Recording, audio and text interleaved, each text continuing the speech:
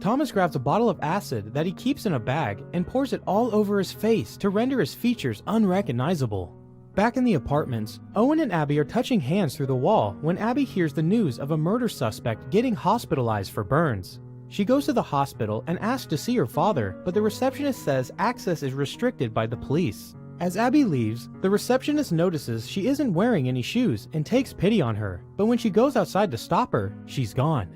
The receptionist decides to call the detective to tell him of Abby, taking us back to the beginning of the story.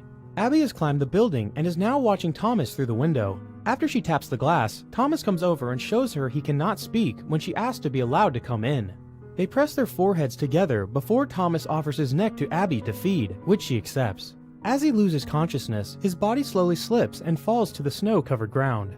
Some moments later, Abby shows up at Owen's window. After waking him up and asking him not to turn to see her, Abby requests permission to come in, which he grants her. Abby takes off her clothes and gets in bed with Owen, who notices she's freezing and wonders how she got in, not believing her when she says she flew. Owen decides to ask her to be his girlfriend, and at first Abby turns him down, saying she's not a girl, she's nothing. But she changes her mind when Owen explains nothing will change and grabs his hand to put it on her cheek as she accepts. When morning comes, Owen is alone, and he finds a note from Abby saying she must be gone and live or stay and die. Owen's gym teacher takes the class to the frozen lake for hockey and skating. Once again, Owen is cornered by his bullies, so he grabs a metal pole to defend himself. When Kenny tries to take it from him, Owen hits him on the head, damaging his ear. The teacher wants to check on them, but he's distracted by the sudden screams of a bunch of kids. They found Jack's body in the lake.